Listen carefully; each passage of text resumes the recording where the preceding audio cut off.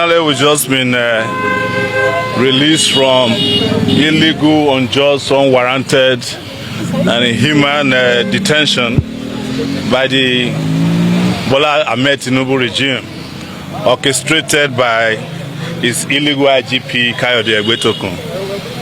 And we are heading home, hopefully. In fact, I was supposed to be heading to Lagos for a protest for tomorrow.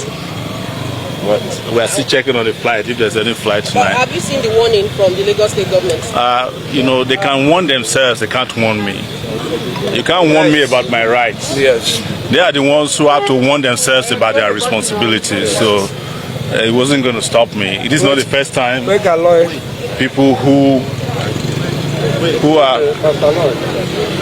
are paid to protect have become very likely irresponsible and warning people not to exercise their rights. So you can't warn me about my rights. Okay, now in the build-up to the protest, the police had actually issued a warning, and they said you contravened that warning by entering into the restricted zone, which was why the lawyer of Nnamdi Kanu was also arrested. The lawyer of Nnamdi Kanu is here, but before he speaks, I'm not a lawyer, but what I know is that if a court gives an order and there's a contravention of that order, you go back to the same court to complain to the judge. It's not the job of police to take it upon itself to be enforcing court orders that it had interest in. But even if they don't have interest in it, there was a court order issued by a judge saying don't go to certain areas. If you want to review the order, you go back to the court. If you want to complain that the orders were violated, you go back to the court. Absolutely. So the police, being an irresponsible organization in Nigeria, took laws into its hand.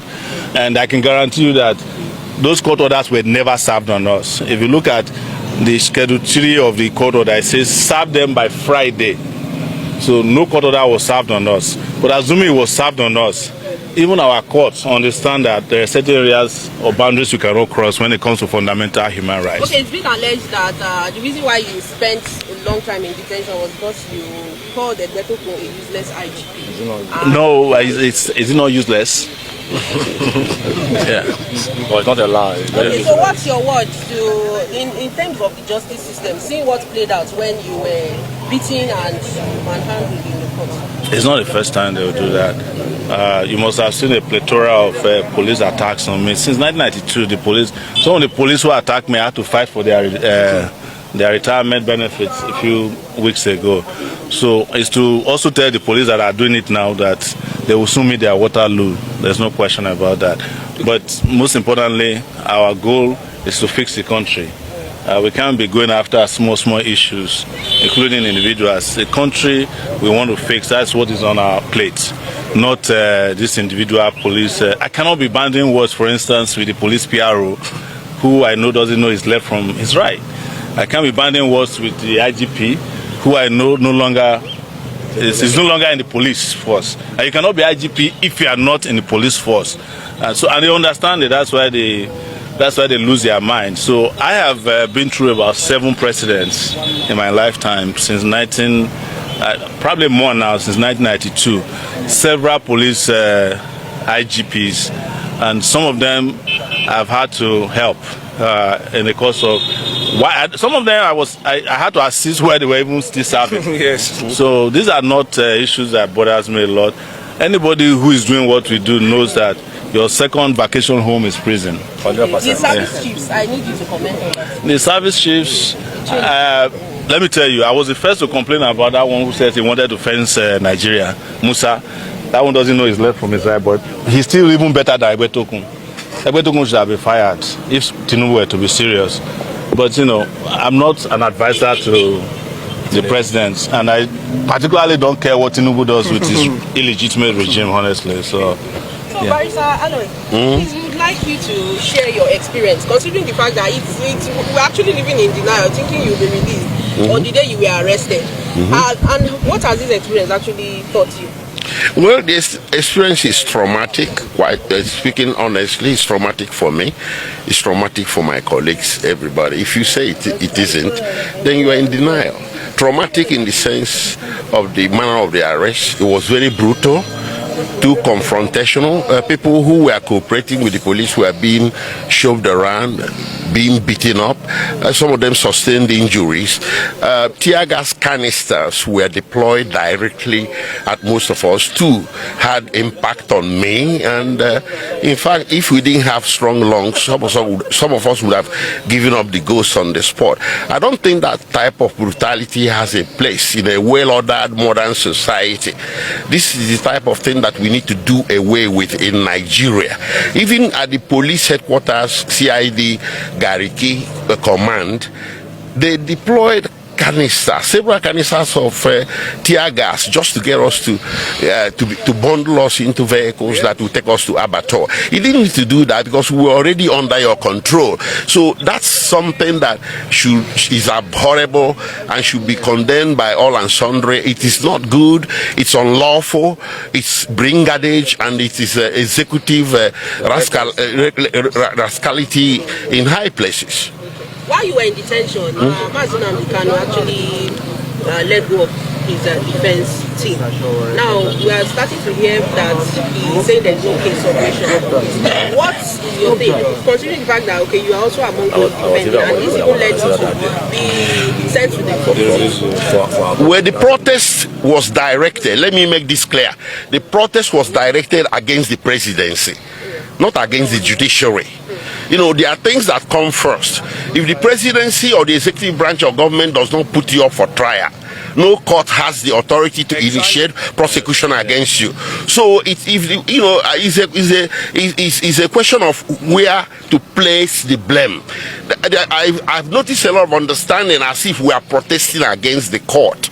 No, the court didn't initiate it. The presidency did. The attorney general did. So if the presidency or the executive branch says Nnamdi Kanu's case should no longer be prosecuted, the court will have nothing to try. Exactly. This is our point. So those people saying, Nnamdi Kanu is on trial and we are interfering with judiciary, contempt of court, blah, blah, blah.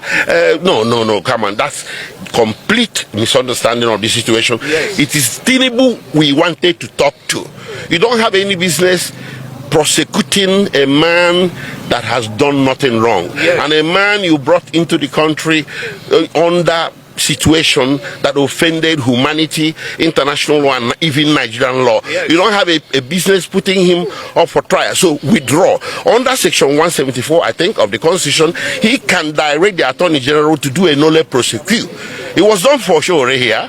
Right? It was done. It has been done in history for a whole lot of people. If the presidency or the executive branch or the attorney can say we are no longer interested in the case, and that's the end of it. That was the purpose of the protest. Yes. And I was the organizer, by the way. He initiated it. Yes. Okay, Mr. Kingdom. In all of this drama that played out, I think about 5 days back till now, what's your own stance? Well, my own arrest, is so traumatic. My own is a situation where the IG himself has become the chief terrorist of the federation, and they say power corrupt and absolute power corrupts absolutely. Because his regime was illegally, the police act was illegally amended, and to have him as an absolute IG, that is why you see him exercising absolute power. So I was arrested while I was addressing the media.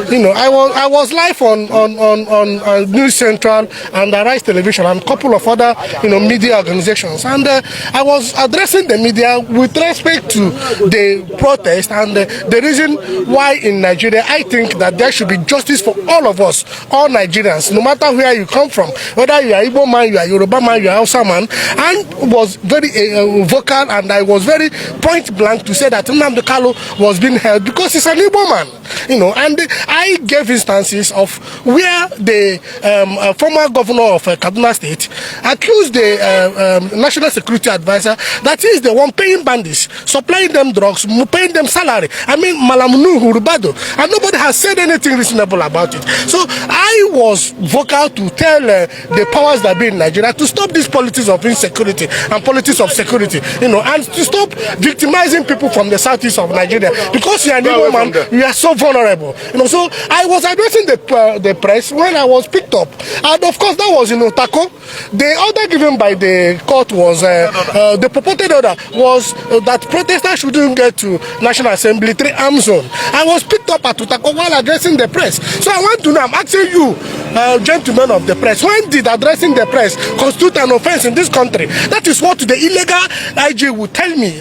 Now that I'm out of this illegal, brutal detention, I will take him to court, you know, to pay for damages, you know. So when did addressing the press become an offense in this country? I was addressing gentlemen of the press with respect to the illegality, the unconstitutionality, the criminality going on in Nigeria. And I'm saying that in this country, every citizen should be treated equally, no matter where you come from. If you're an Igbo man, you should be treated as a Nigerian. That I refuse to live in a country where I will be subjected to second-class citizens, and I will always live by it, you know. So the illegal IGP will still tell me in court when it becomes an offense, you know, to address the press in this country. That was the only offense I committed. Thank you.